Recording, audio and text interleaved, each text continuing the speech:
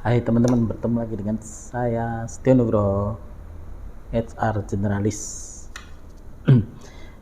Yang pada kali ini saya akan share tentang bagaimana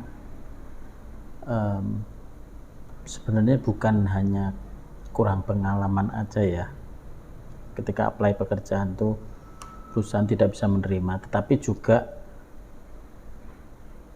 dengan pengalaman atau gini questionnya ya, mengapa kandidat senior sering kali ditolak oleh perusahaan ketika dia apply gitu ya, senior di bidangnya atau bahkan sangat senior sekali ya.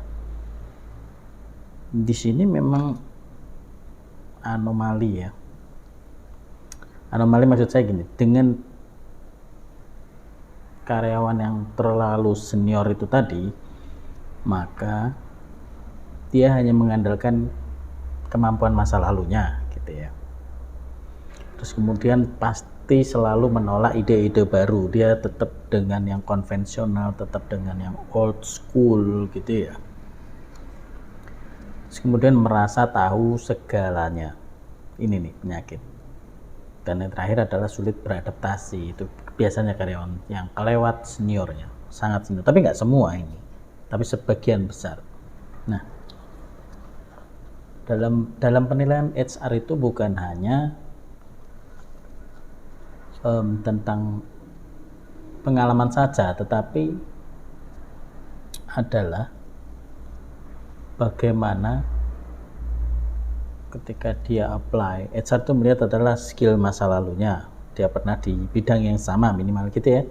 Terus kemudian potensi dia mau belajar lagi enggak, berkembang bertumbuh ya, ada enggak gitu ya. Terus kemudian sikap adaptif, bagaimana dia trouble solving ya, problem solving seperti apa, adaptif dengan Gen Z, dengan generasi di bawahnya bisa apa enggak gitu ya. Terus tidak mengandalkan pengalaman masa lalu. Jadi misalnya gini, pengalaman 5 tahun yang lalu itu pasti menurut saya sudah tidak relevan kalau hari ini gitu ya. Jadi kemudian dia ini termasuk pendengar yang baik nggak? Bisa mendengarkan, bisa menerima advice, insight, masukan ke dirinya sendiri apa enggak?